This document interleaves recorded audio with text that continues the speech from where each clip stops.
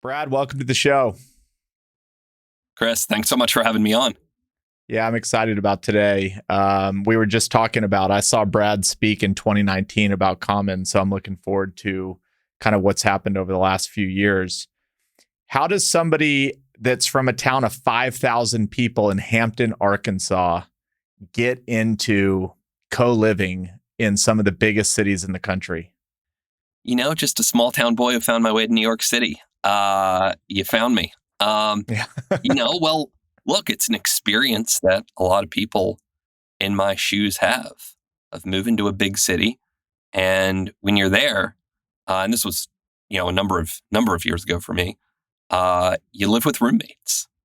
That's the first experience that many people go into a place like New York, DC, LA, San Francisco, and increasingly Sunbelt Middle America cities too, with the rent increases we've seen over the past 12 to 18 months.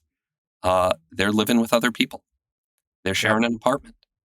That's a real experience for 25 million Americans who share a home or apartment with someone they're not related to. And so for me, I moved to New York City in 2008 and had 2 weeks to find a place to live and ended up sharing an apartment with someone I met on Craigslist. I didn't know anyone in the city. And that's a pretty universal experience for people in that seat.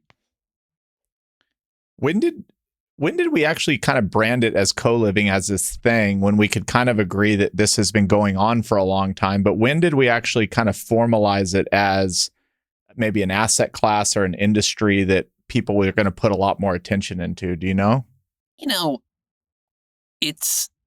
We resisted the label co-living for quite some time. We started Common in 2015.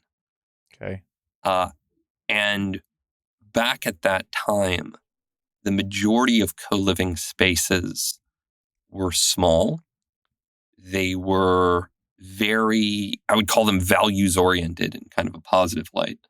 But they were, very communal, not cults per se, but very much intentional communities. And we always looked at Common as fundamentally utilitarian. This is about housing affordability. This is about giving people a place to live. And community is a piece of that. But it's not about ascribing to some specific set of shared values. Eventually, the co-living moniker took over everything. I think WeWork had a lot to do with that, as they were very much into the, communitarian aspect of it. So probably around 2016, 2017, it became a thing, and we resigned ourselves to the moniker. Yep. All right, let's get through some kind of basic questions before we kind of dive into the meat. But let's define, what does Common do? What is what do y'all, what do you do for your customers? And then I kind of want to define the second thing, which is, what is the definition of co-living? Well, we are best way to think about Common is we are a property management firm and a design firm that decided to make our lives really, really difficult for ourselves by serving a really unique segment of the residential real estate market, which are people who live with roommates. It is important to note that only about half of what we do is co-living, as we define it, which are shared apartments. We also do a lot of more conventional third-party property management. We think about our business first and foremost on an account level, where we have deep relationships with clients, mix of real estate, private equity, family offices, a handful of institutionals. And increasingly they bring us into a wide swath of what they do in the multifamily sector, both co-living assets as well as increasingly more conventional properties as well. But co-living is where we built our brand, where we built our name, and it's certainly a very unique piece of what we do as a company. And on the co-living side, let's just kind of dive right into kind of management agreements and kind of how that works. So I think when a lot of people think about it, they think, oh, it's co-living. Maybe Common would go lease 100 apartments and then kind of manage those apartments, kind of sub rent them back out. And then we've talked about property management. Is there a direction which you're headed as a company, or which maybe the industry is headed, or is there very much a lease model and very much a management model? They're two very different models. We started back in 2015 with a lease model. It's really all we knew. Starting in 2017, we shifted to a management model, mostly because we were doing larger assets. And when you're doing a 20-unit building, a master lease makes a lot of sense. When you're doing a 200-unit building, a master lease doesn't make much sense. And a management agreement, and as we've is the way to do it. And as we've grown, those management agreements have really, I would say, merged almost completely with a traditional multifamily management agreement. And co-living as a business, as a model, has merged with multifamily development, where majority of the co-living that we are building at this point with our partners is actually part of a mixed co-living asset, where it is, perhaps 80% conventional studios, ones and twos, 20% co-living units, shared apartments with roommates in mind. So we are a full stack management business with a really hybrid approach of co-living and conventional private apartments. And these developers and builders, when they come to you, are they coming to you at the conception, at the when you're dreaming of the project, or are they coming to you after something's been built, or do you prefer to get in while it's being planned so that it's planned in a way that is conducive to both conventional and co-living? We do all the above. I would say the majority of what we do. Right now, we're signing about 2,500 new units per quarter under management contracts. And that's swung a lot between mostly existing buildings we're taking over and ground up. That's swung a lot over the last 36 months. Yeah. Today, I would say about 80% of what we do is ground up. We're signing it up when it's still dirt. Usually what we'll do is one of our partners will come to us when they've identified a site, and they'll say, hey, we're trying to get this to pencil. Add another 50 bips to our projected, cash on cash. And we'd like to incorporate some co-living into it. And we work with them on the test fits, floor plans, underwriting, to really see how co-living can be an accelerant, can improve NOI, and also differentiate the building from other assets in the area. So that's a majority of what we're doing today, particularly given where construction costs are, where rent growth is. It's looking at new deals.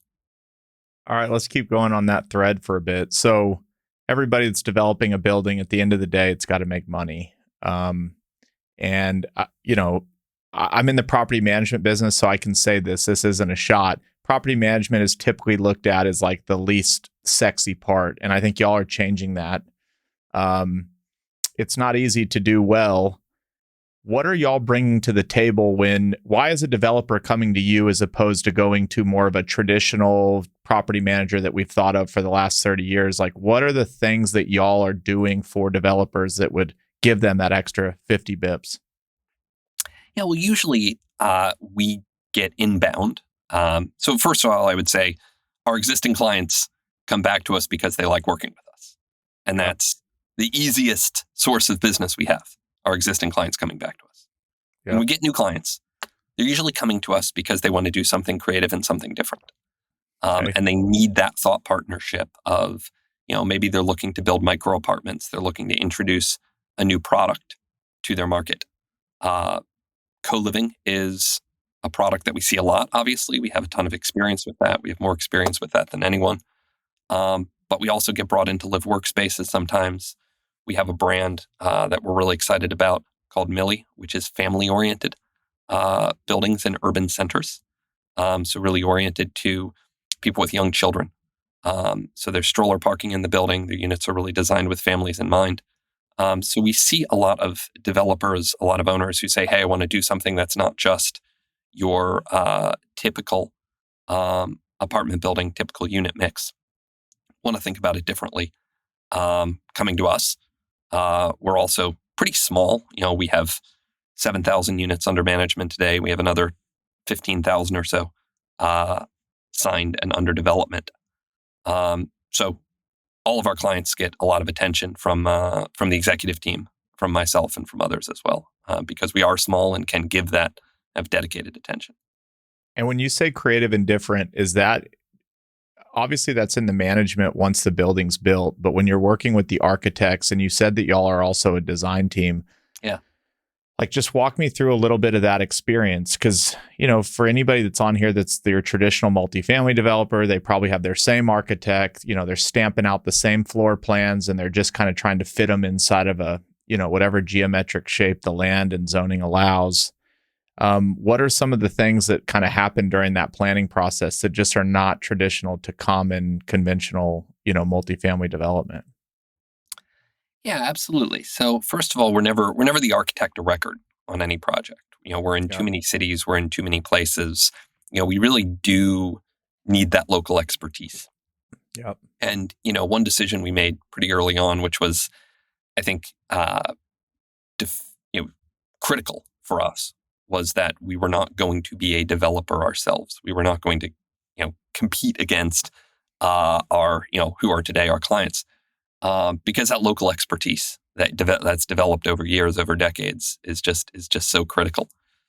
So for us, it's about applying more universal learnings about from the portfolio that we manage and from the assets we've designed, and other assets that we walk on a regular basis, to inform what are some things that architects, that developers should be doing in the projects they're developing today to improve renter experience, to optimize NOI, and to ultimately have a successful and fun outcome. I mean, these projects should be fun as well. So examples of that might be, if someone is looking to incorporate, different unit types, micros, co-living, how should they think about dimensions? How should they think about unit mix? How should they think about amenities? In co-living, for instance, a lot of the insights that we're drawing, they're deep in the weeds. It's not, always the fun stuff. It's, how many gallons of hot water do you need per bedroom? Because if you're designing for roommates, that's a different answer than if you're designing for a family. How big of a range do you need? Depending on how many bedrooms you're building in a unit. And then you have some very creative developers that we work with who are really bending the definitions of what even is a unit. Creating kind of massive common areas within the units, building, upwards of 5 bedrooms per unit. Obviously that's a tight partnership between the developer, the architect, local zoning and land use council. But we do have some really fun ones, and increasingly we've started working directly with cities on this too. So we won an RFP from New York City in partnership with L&M, which is the largest affordable housing developer in New York, to build 250 or so units of affordable co-living in East Harlem. Really kind of bringing back some early 20th century housing typologies, which I'm super, super excited about, just from a historical standpoint, as well as from a impact standpoint. What was going on in the early? You got to expand on that. What are some of the things we're bringing back that was popular back then? Yeah, totally. It's really a residential hotel concept, Okay. and by hotel I don't mean short-term stay. I really mean smaller units that open into kind of shared kitchen and living areas. But the units have private bathrooms. They're larger than your typical co-living bedroom. So they are really a kind of standalone micro apartment without a kitchen. You know, it's you would call this an SRO unit in a lot of places. SROs have a lot of negative connotations because as the housing of last resort, you look back in the early 20th century, a lot of Americans, middle-class Americans who were moving to cities lived in residential hotels, in many cases in multi-bedroom units, but they ate in shared kitchen facilities. And, there's, in my view, a place for those kind of typologies in expensive, dense cities. And there are a number of governments, jurisdictions that are open to bringing those kind of typologies back. And we're excited to partner with a lot of those cities. Yeah. Yeah, you're right at the intersection of maybe one of the biggest issues in America right now, which is housing and affordable housing. And not just that, but getting a lot of it built and quickly. It's certainly interesting.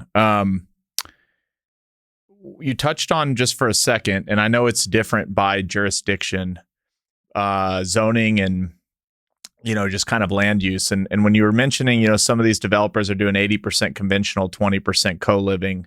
Are you finding that most developers have to have some type of variance or some type of special use case that runs with the land that allows for co-living? Like, what is the thing that makes it this other category? Is it the amount of bedrooms? Is it just the total density that the project brings in? Like, what's the trigger in most of these jurisdictions? Yeah, totally. So the way we typically do co-living, and I'll leave my examples of working with cities and the example I gave in East Harlem to the side, since that's a bit unique for us. But the way we usually do co-living is it's simply a unit that is designed and operated with roommates in mind. So this is anything 3 bedrooms and up, depending on the developers, the lenders' appetite, and depending on the local zoning. It fits within conventional multifamily zones in every city as long as you abide by a few guardrails. The first guardrail is certain cities have unrelated individuals statutes. That is, you can't rent to more than a certain number of unrelated, or rent a unit to a certain, more than a certain number of unrelated people. In some cities, that's 3, some it's 4, some it's 6. Some cities, particularly West Coast cities, don't have these rules at all. So you have to abide by that. The second is you have to make sure that you're not accidentally running an SRO. So in most of our co-living arrangements, varies a bit by city, everyone in a co-living suite is on a lease together. And, we are bringing them, onto that lease together. So in that framework, you're not renting by the room. It is not an SRO. And you're able to fit within a multifamily zone. And that's pretty universal across the board. There are certain cities, DC, for instance, where we are able to rent by the room. And when we can do that, we will do that. Makes things a little bit easier, just from a logistical standpoint. So it does vary a lot. We have to consult local land use council in every city we operate in and provide that advice to our partners when they're looking to build co-living. What's an SRO? Sorry, single room occupancy dwelling. Okay. It's kind of an old school housing typology, usually associated with kind of housing of last resort. And yeah, please, thank you for calling me out on my jargon. I can slip into that sometimes. That's okay. So housing of last resort, basically rooming house, boarding house type stuff. Usually small room, private bathroom, no kitchen. Got it. I know you're not you didn't make the rules. You're just trying to follow them. But why is it that a lot of jurisdictions are against lots of folks with different, let's just call it different last names, living together? Is there something that happened in history where it was a problem then, and now, as we sit here today, we're kind of dealing with a rule that was, historic, that I would imagine there's people that have opinions on whether we should still have it or not? Or is there a good reason why a lot of jurisdictions care? I look at a lot of that as above my pay grade. Yeah. That as you said, I don't make the rules. Yeah. There are a lot of rules around housing that come out of the mid-century, wherein cities were attempting to fight density. Cities were attempting to enforce kind of a traditional single family, even in places where that doesn't make a lot of sense, such as New York, Philadelphia, Boston, through zoning law. You tend to see the strictest form of these rules in places like Boston that have a large student presence. Mm. And there it is often about preventing students from taking over large houses in single family neighborhoods and renting them by the bed. It does end up catching more young professional oriented co-living in many cases too. All right, I'm looking at y'all's website, and New York, LA, Washington, D.C., San Francisco, Chicago, all these things have quite a bit in common, very dense urban cities. Can we talk a little bit about, from your opinion, what makes a great market? And then maybe just given the kind of, as y'all are evolving as a company, are you letting the developer take you into markets, or are you telling the developer these are the only markets that we'll manage in? Yeah, it's obviously, I'll answer a second question first. I mean, it's obviously a push and pull. Okay. As I said earlier, we are account led and account focused. That is, we Yeah. build deep relationships with developers. That has to be based on trust. And, we have a number of clients that we have great relationships with who come to us and say, hey, you may not have ever heard of this market or thought you were coming to this market, but we're building a 250 unit building and would love to bring common to that market. And, that's a conversation we're willing to have. Mm-hmm. Whereas, we rarely say, pick a city, we're going to plant a flag there.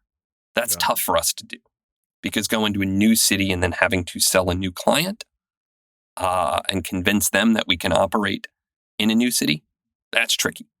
So usually what we end up with is, us being brought into a city by one particular client that we have a track record with, and then growing from there, winning new business from there once we've established ourselves in that market. Got it. So, to kind of move into the first part of your question, we got our start in New York City. Co-living, certainly from 2015 to 2020, was very associated with big, expensive, urban coastal markets. Yeah. But, the world has changed a lot. And you're seeing rents in many Sunbelt markets that actually make co-living make a lot of sense now. Yeah. Our rule of thumb, 2 rules of thumb that make co-living work. Co-living will work if 2 qualifications are met. 1, 1-bedroom rents need to be above $1,200 a month. If they're below $1,200 a month, the increased operating expenses of co-living destroy the economics. Doesn't make any sense. 2, you have to reasonably be able to live in the location without a car.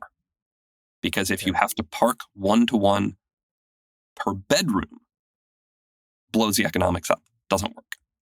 Yep. So as long as those 2 criteria are met, co-living can make sense.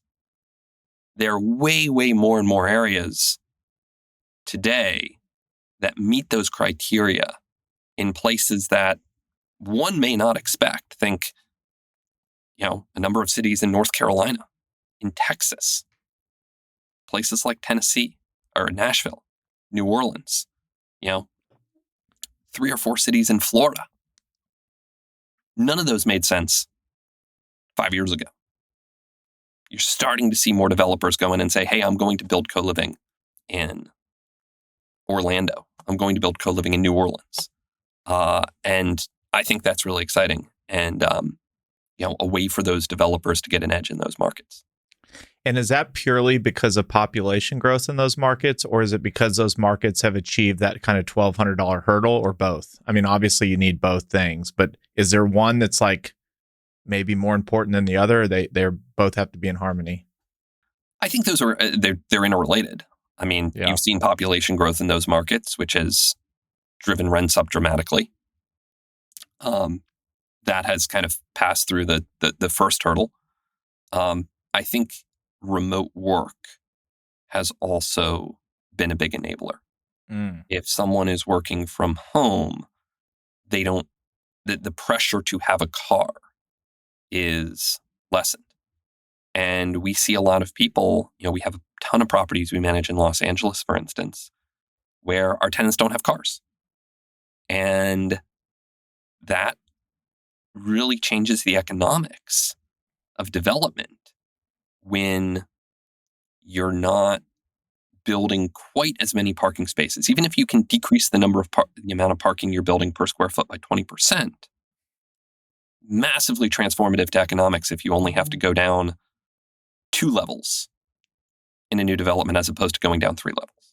I don't think listeners that aren't in the real estate development world fully understand how much a development is predicated on not only the amount of parking, but the cost of parking. I mean, you see developments get killed all the time because you can't afford to build the parking structure. That makes a lot of sense. Okay, so you just said it, but I'll just kind of double down on it. The remote work is what's making these cities more viable.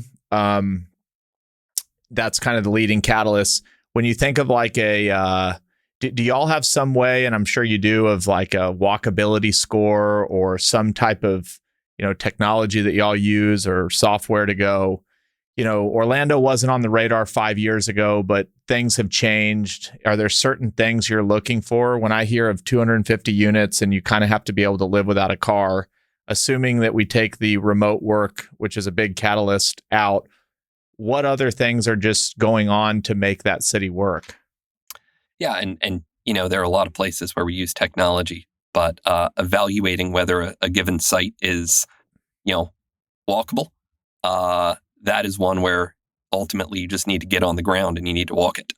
You need to walk the neighborhood and really understand what is going to be the lived experience of people in this building if they need to walk to the metro, or they need to walk to the light rail, or they need to bike on the street. And you don't have to assume that everyone does that. We do have some developers that are going in and building without parking, and that in the right location can make a lot of sense.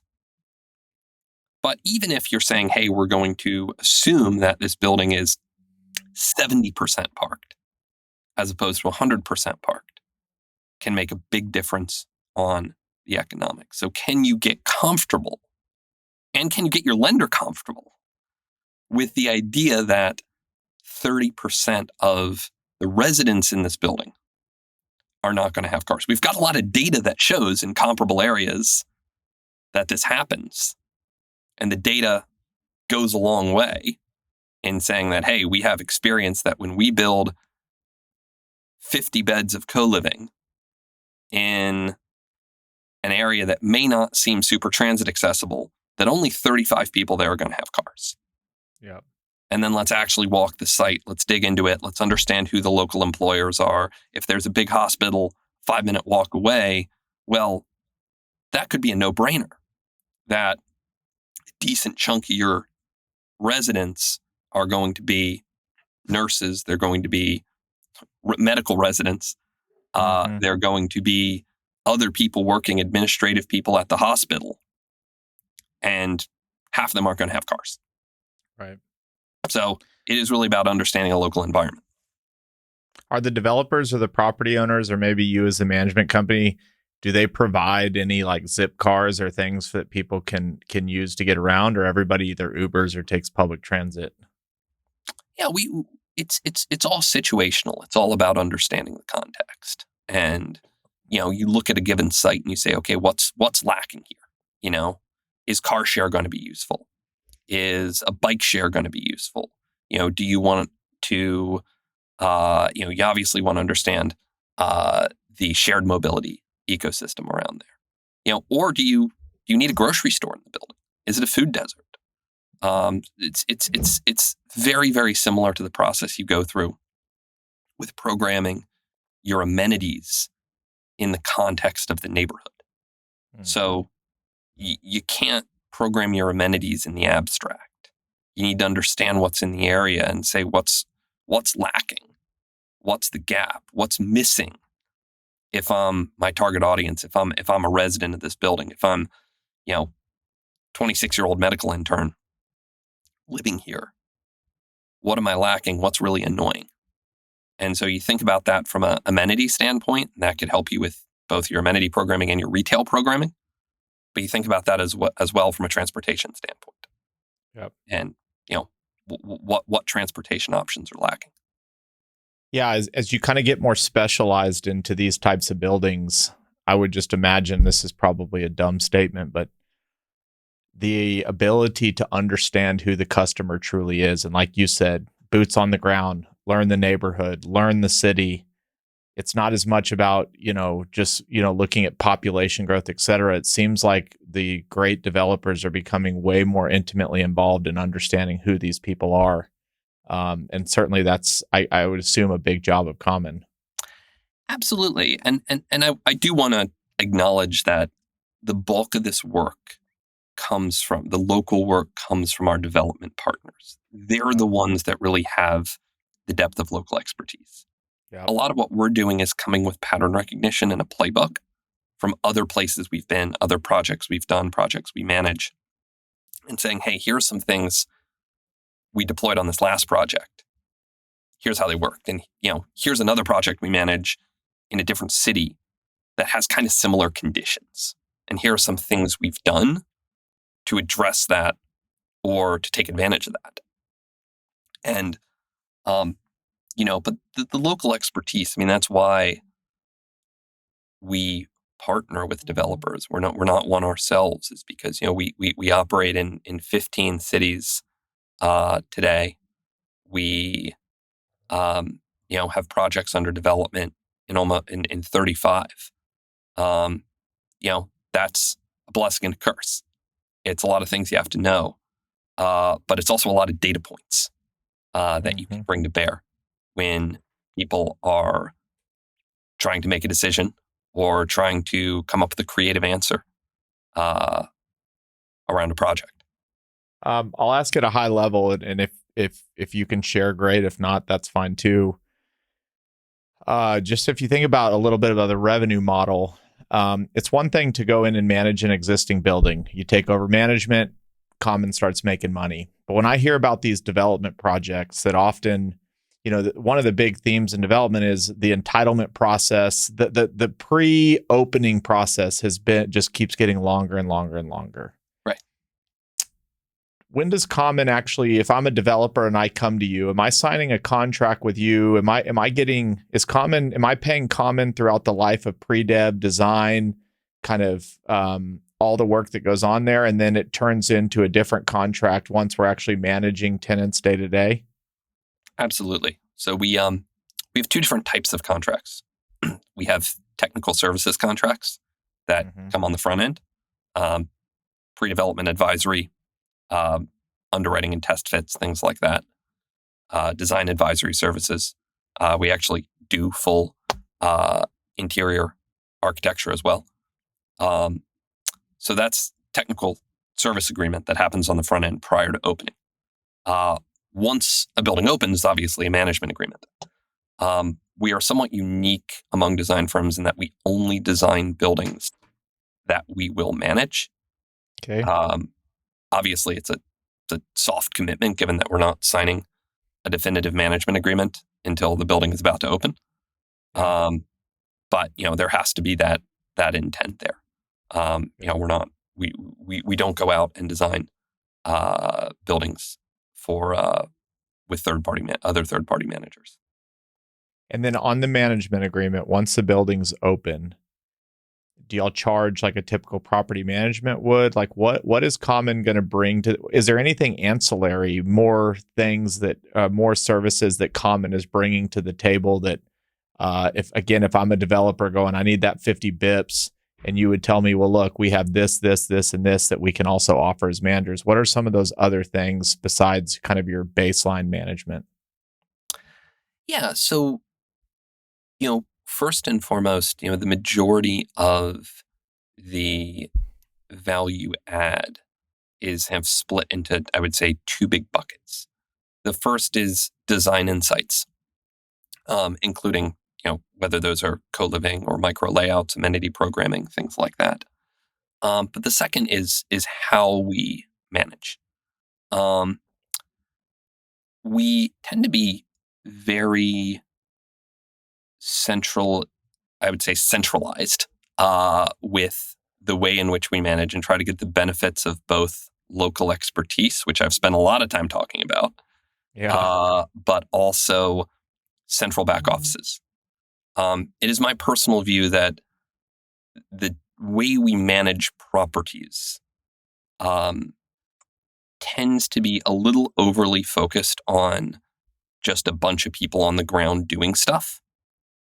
Whereas you look across other industries that have operationally intensive models, and they're heavily using back offices and automation to take work off the plates of the people on the ground and really let the people on the ground focus on strategic decision making and focus on things that require an on-the-ground presence.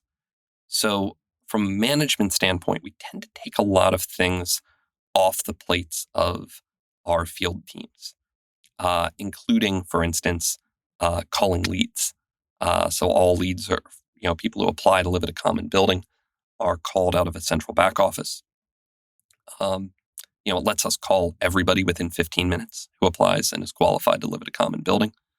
All lease paperwork, administration, credit checks, background checks, that all happens out of a central back office. These are all our employees. We don't outsource anything to a third party. But it does add a lot of efficiency and frankly higher leasing velocity when you're able to do those things. So happy to get more into that. Some of it gets kind of technical, but just overall philosophically, we like centralizing a lot of the administrative work that happens at a property level. Yep. All right, let's kind of move in just a little bit more. I think, it was popular on Twitter, but it's something that I want to know. I want to focus a little bit on just kind of the nuances of co-living. I think my only experience as a co-living tenant was in college, but so let's just kind of talk about you mentioned that, and maybe Millie and families is just a totally different, kind of product line, but who is the target customer of somebody that is a co-living target? Is it, obviously affordability matters, but what else? Age, demographics, how they work, et cetera, et cetera. Yeah, totally. So the median age of a co-living resident at Common is 28 years old. Okay. So a little bit older than a lot of people expect. And their median income is around $70,000 a year. And one nuance that is probably the number one thing people mistake about co-living is that they view it as an extension of student housing, when in fact it's an acceleration of Class A multifamily. So here's what I mean by that. It's not about people who immediately get out of a student housing experience and say, I want to keep doing that. Because the people who are getting out of student housing, they're generally moving back in with mom and dad. Rather, what it is someone who's 28 years old, young professional, maybe on their second or third job. They're making $60,000, $70,000 a year. They can't quite afford the studio or one-bedroom apartment, but they want to live in a luxury building. They want to have high-quality amenities. They want to be in a good location. And they're moving out from either a crummy Craigslist apartment where they were sharing with roommates, or they're moving out of mom and dad's. They're coming to co-live. That's the audience. Yep. And so all of our design philosophies, the way we approach things, the way we manage the tenants is very much rooted in multifamily, not in student housing. Okay. And that's just a really important nuance because it informs a lot of things about how we do our business and how co-living works. And I think, trips a lot of people up if they think about it from a student housing standpoint. Yeah. All right, I'm going to try and ask this in the least dumb way possible. Is the typical tenant thinking about, this is a way for me to live more affordable and I could care less about the other people that I'm living with? They're kind of thinking in their head is, it's still my one bedroom. I am sharing some space, but I'm there for me. Or is the typical tenant going, in order to have affordability, I got to be willing to be friends with all these strangers? Does that make sense? Yeah, I don't think so. So based on our surveys and assessments and everything we've done, Yeah. 90% of our tenants are coming to us for the convenience and the affordability. Yeah. They're like, this is my bedroom. All I need is a bedroom, private bathroom, a bed, a desk. I'm going to spend my time at work. I'm going to spend my time out. And I only want to pay $1,200 a month versus $1,700 a month, $1,800 a month for a studio.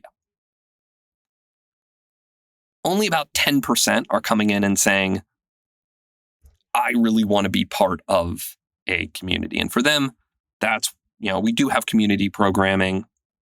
We do a lot to bring them in and give them that. Obviously, that's easier at larger buildings than smaller buildings. But the majority of them, they're really looking for something. They're looking for affordability. They're looking for convenience. And that's what we're providing to them. I love it. And and there are different co-living models out there. There's some that really, really play up, like X Social, is another co-living. They're spun out of PMG. They're very focused on the community, the post-student housing experience. That's not what we're serving. That's not what we're doing at Common. But there are different co-living models out there. Yeah. Ours is more young professional, more affordability oriented.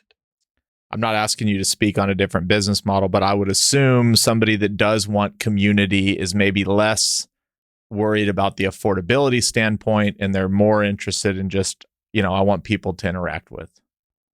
Right. Yeah. And, that in those instances, you usually have a younger tenant. Yeah. Their parents might be paying the bills for them. It's somewhat of a different product, different targeting, different audience. Yeah. Some of the most profitable co-living models out there, and we don't do this as much, they're targeting international students. Once again, not something we do a lot at Common, but you see some very niche plays near college campuses, branded as co-living, targeting international students that do very well. All right. You said something a second ago. You said they want to show up, they want a bed, they want a desk, they want all these things. So I'm assuming that at least in the co-living spaces, Common is furnishing these units. Is that the same for conventional as well, or just in co-living? In co-living, it's all furnished. Okay. In conventional, we do have some furnished, but it's majority kind of traditional unfurnished. Okay. And I'm assuming if I'm moving into a furnished unit, just getting down to the kind of economics, I think you know what I'm about to ask. Is there a separate deposit put down for furniture? I'm assuming the furniture that's being ordered is, resistant to a little more wear and tear than your typical furniture. Like, how does the furniture play into the business model, and what's the tenant kind of held accountable to? Yeah, totally. So it was obviously a worry when we started the business.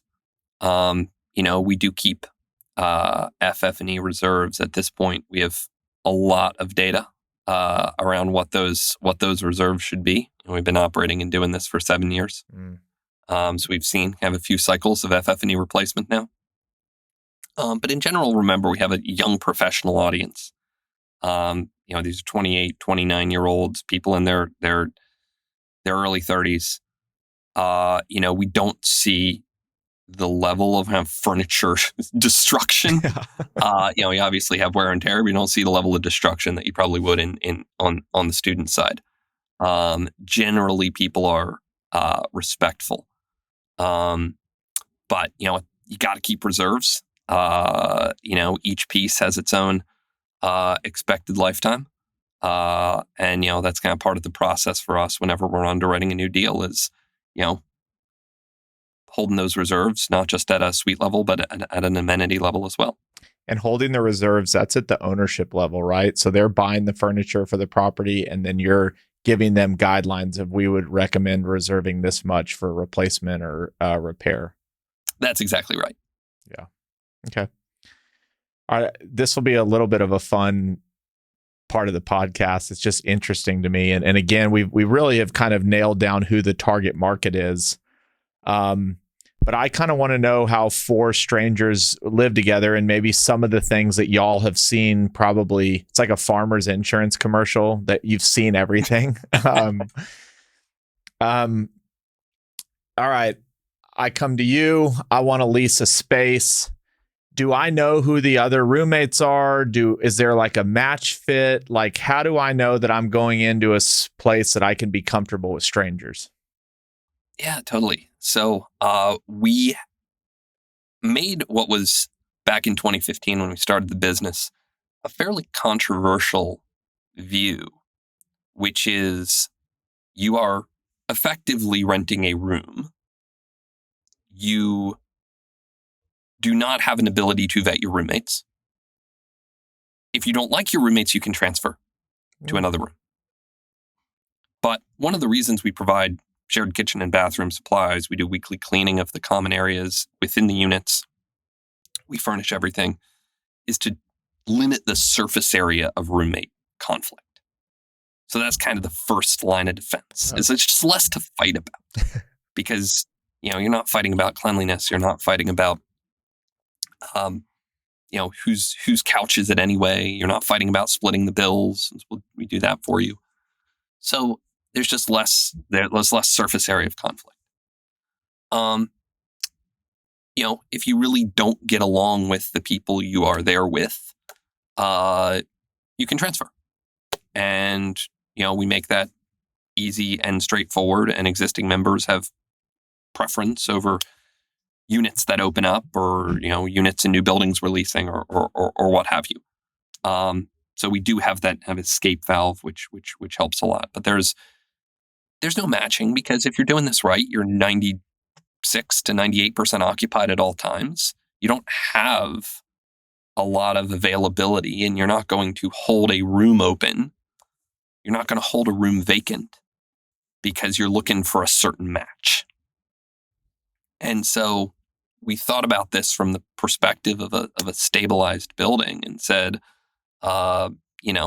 this is going to get crazy if, we have the artist suite over here and the hacker suite over here and, the night owls over here and the morning bird, it's going to get nuts. We're going to drive ourselves crazy and we're going to drive vacancy up and we're probably making fair housing violations out of it while we're at it. Yeah.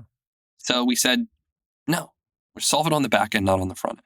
And that was the right call and has served us well. But I'm not going to lie, our job as a property manager is probably 10 times harder than the job of a typical property manager. And it's not the median case. It's not the 90th percentile case. It's the 99th percentile case. It takes really time. That really where you're getting the brain damage. And not to take a fun part of the podcast and make it not fun. But when you're talking about mental illness, drug addiction, things like that, that's where the it really hits the fan.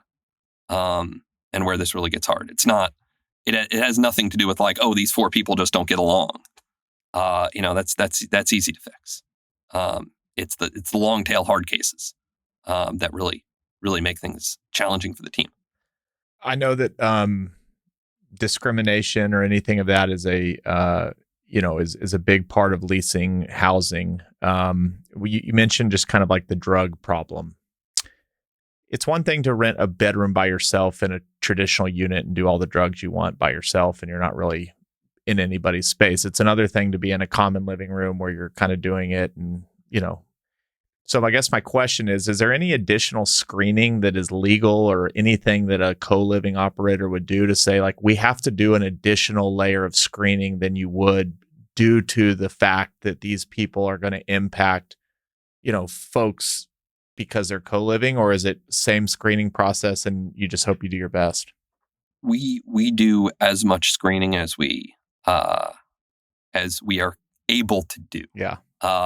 And I don't want to say we push the boundaries, but we believe we have a strong case of being able to do full criminal background checks everywhere, including county level records. You know, full history and everything we're able to pull. Yep. And be pretty liberal about turning people away because people are sharing space. And we believe we have a strong case for being able to do that. When I move in day one, do I get like a common is not a babysitting business. You did say it's 10 times harder, but when I move in, am I kind of given the rule of like, look, y'all are 4 adults. You're going to police yourselves. Here are best practices for how to treat other people. But it's not like if, I'm fighting with little Timmy down the hall, I call my property manager and say like, Timmy won't leave me alone. Like the issue, at what point does it go from being a issue in the room to common needs to get involved? Is it safety and violence? Is it like kind of legal issues, but everything else must be policed inside the unit? Yeah, we do consider our members. They are adults. Yeah. We treat them as adults. We do exactly that we say, hey, here's our general guidelines. Here's kind of, code of conduct, how we think about being a good roommate. Yeah. But, we're not your RA. That's not our job.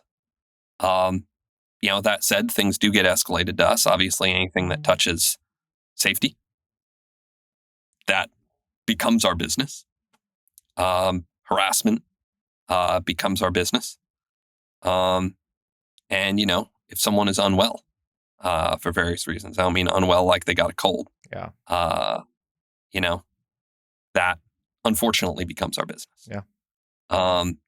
And so, it does magnify a lot of the challenges that you face as a property manager when you are getting involved within a unit, which, we avoid in most cases.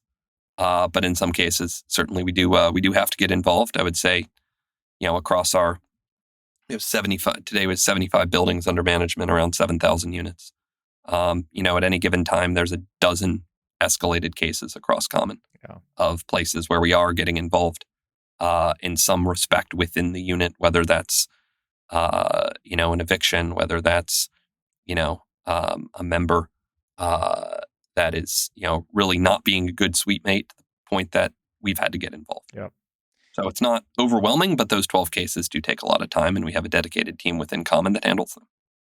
It's furnished. I'm assuming y'all provide utensils and kitchenware and things of that nature. Do you allow tenants to paint their walls, hang stuff up on walls, kind of make it their own? Like, what can't you do once you move in? Is it pretty much bring your suitcase and a TV and some bedroom items? But is there any place where it's like, okay, you can't actually bring these things in that you would otherwise be able to bring into a traditional 1-bed unit?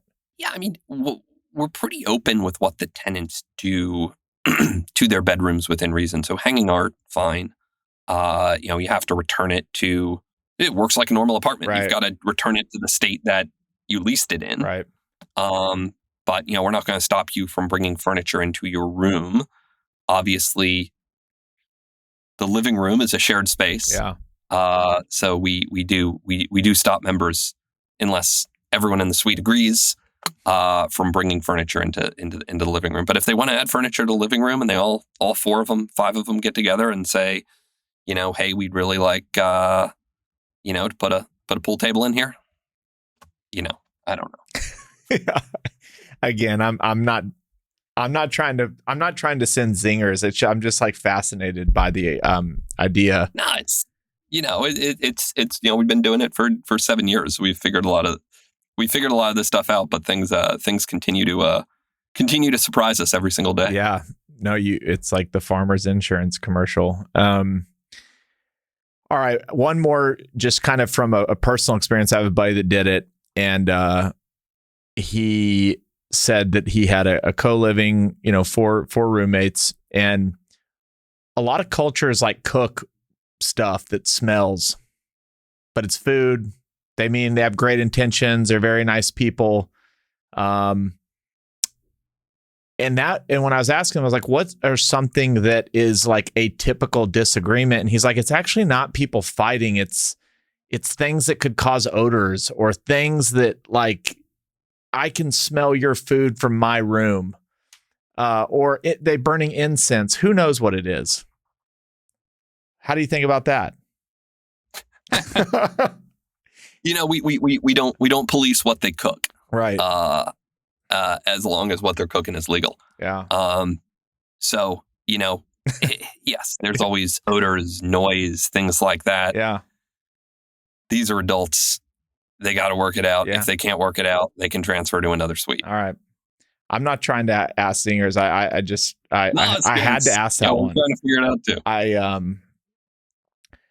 All right. I think you mentioned this at the beginning, but just real quick, is it single bedroom leases, or everybody's on one lease, or property to property?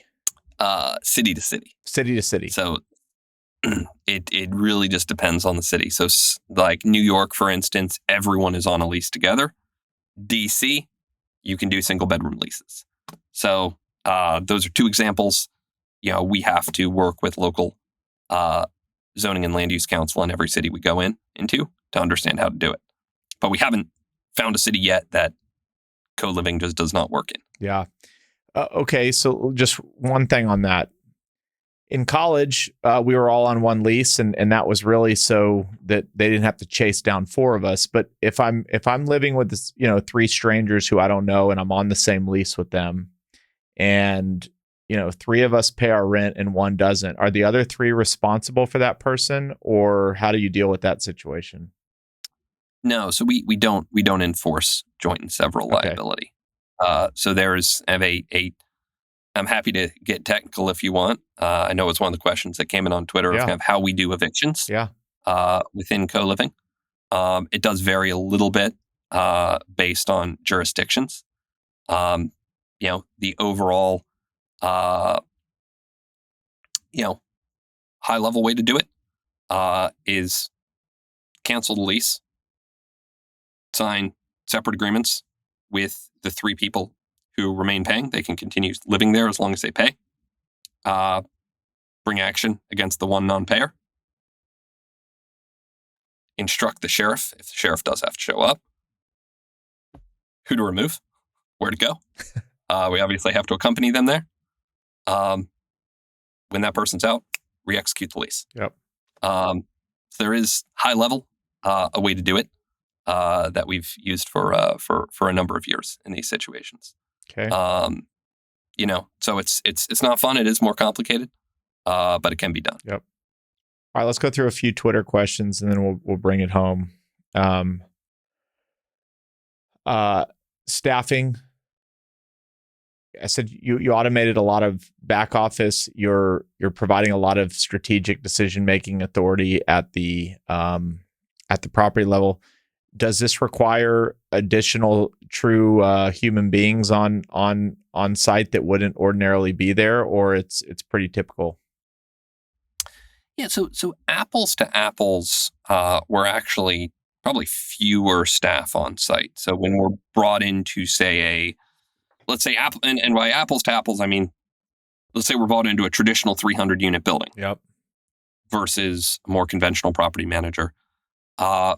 We're usually eliminating probably one on-site role, usually either one of the leasing agents or an APM type role, because a lot of those activities are done off-site. So we are able to, at a 300 unit building, maybe generate 30, 40K in total savings between payroll and contract services. Wow. Maybe another 20K in savings on marketing, depending on how rich their marketing budget is. So we are able to generate some savings there just through the centralization of it. In some of these buildings, we do, particularly you have a set of buildings that were maybe built 15 to 20 years ago that have certain units that are way too big. 2 and 3 bedroom apartments that are north of 1,200 square feet. Sometimes makes sense to convert those to co-living, depending on the location, depending on the rent, depending on the building. So we've done that in some cases. And then on top of that, you get the payroll savings from centralizing a lot of these back office functions. So you are able to bump NOI quite a bit at some of these buildings. But from a staffing standpoint, other than those changes, it's similar to what you would see with another property manager. Okay. How do you advertise for co-living? Is it traditional list a unit on apartments.com or Zillow, or is there other channels you use for this specific type of need? Yeah, so we get a lot of traffic organically from our own website, common.com, just because we are so associated with co-living and with this way of living, and we've spent a lot of time and effort building our own brand. But beyond that, Craigslist, apartments.com are both great sources of leads. We do some social media as well. We get a lot off of Instagram, off of Facebook, as well are great sources. Shared housing is also a pretty viral product, in that if people like it, they often know people who are moving to the city. And you see a lot of these posts on Facebook of like, hey, I'm moving to New York, where should I live? And someone says, hey, check out Common. I'm living there. My buddy's living there. My cousin's living there.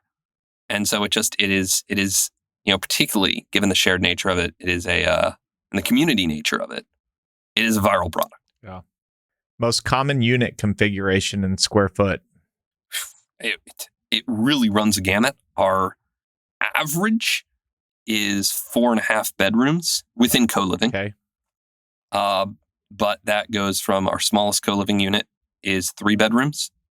Our largest, that you get to some units that are kind of, as I said earlier, bending the definition of what is a unit. Yep. We have some 12 and 13 bedroom units. At that point, it is sort of a different housing product. Yeah.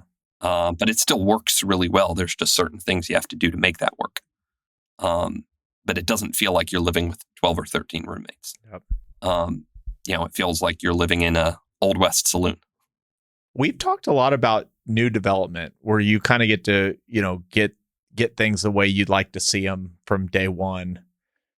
Is it affordable to be buying a lot of is it feasible to be buying a lot of an existing, call it 1990s vintage deal?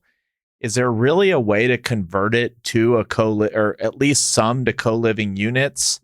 And if there is, like, what has to be the case to be able to do some retrofitting to go towards a co-living model? Or is it just taking the 2 bedrooms and 3 bedrooms in the unit and just leasing those out as 3 one-bedroom leases? Let's talk just a little bit about retrofitting. Yeah, absolutely. So we've seen this done in a number of cases. It can absolutely make sense. I would refer back to the criteria I had earlier, which are, 1-bedroom rents have to be above $1,200 a month. Yeah. And you have to reasonably be able to live in the building and, have a productive and successful life without a car. So assuming those 2 criteria are met, then you really have to look at the layouts themselves. Yeah. And you can't really just say, hey, there's a 3-bedroom apartment and it's 1,200 square feet, therefore we can convert it to co-living. You have to understand and say, okay, is that, does every bedroom have a window? Because if you're, you can kind of fudge it in a lot of jurisdictions and call it a 3-bedroom apartment where 1 bedroom doesn't have a window. Much tougher to do that if you are renting by the bedroom. So that's one thing to look out for. Some units, you can actually add density. Some markets that's easier than others. We don't do unpermitted construction at Common as a rule. I think that's a very short-term game to play. So you actually have to be able to file a permit to add an additional bedroom to a room if you want to go that route. But there are a lot of, I don't know how much 90s vintage. There's definitely a lot of early 2000s vintage that would make sense to convert. and operate as co-living. One caution I would have is it rarely makes sense to convert 2-bedroom apartments without adding a bedroom. Got it. Which restricts the supply quite a bit. It's rarely accretive to do that once you add in the additional operating costs of co-living. You only have 2 bedrooms. It's also a weird situation. You're kind of pairing 2 people together. Whereas with a 3-bedroom, with a 4-bedroom apartment, the social dynamics actually work quite a bit better. Yep.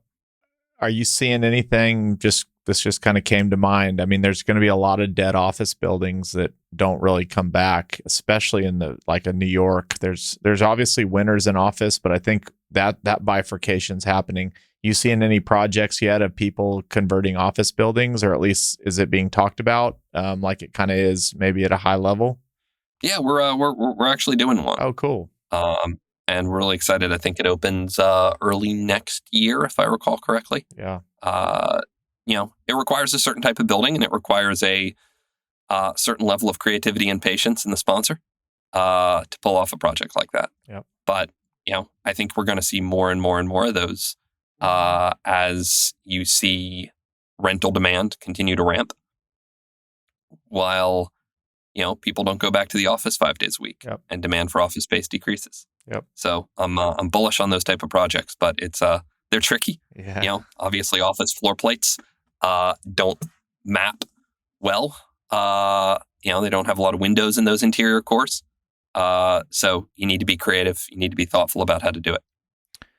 All right. I'll kind of end it on just kind of an open-ended question. Maybe there's something to answer, maybe there's not. But is there any big needle movers in the private sector or the public sector that really are going to have an impact on maybe affordable housing or co-living? Like, is there anything on your radar that you're excited about that maybe the average listener they're not thinking about yet? Well, one thing that I think is not being discussed enough is the potential Supreme Court decision this summer on New York's rent stabilization law. Okay. And, right now it's really just being discussed kind of in wonky New York housing circles. Mm-hmm. But we have a very conservative court right now. And I think there's a non-trivial case that the opinion that they write may not just blow up New York's rent stabilization, but may blow up a lot of housing regulation, rent control, rent stabilization writ large across the country. And we don't know what the Supreme Court's going to do, obviously. They haven't, that one hasn't been leaked. But yes. I'm very, very curious to see the take that this court has on New York's rent regime. And to be clear, they're trying to lift it? Yes. So New York in 2019, I believe, enacted a very strict rent, or tightened the laws around their rent stabilization program, basically removing vacancy decontrol. And they were sued by a group of rent stabilized landlords. And that's working its way through the courts. And I believe this year is hitting the Supreme Court. So I think it's been under discussed in real estate circles, the impact that decision may have. All right, Brad. This has been great, man. Thank you so much for having me on. Thank you very much. Really enjoyed it. This was great.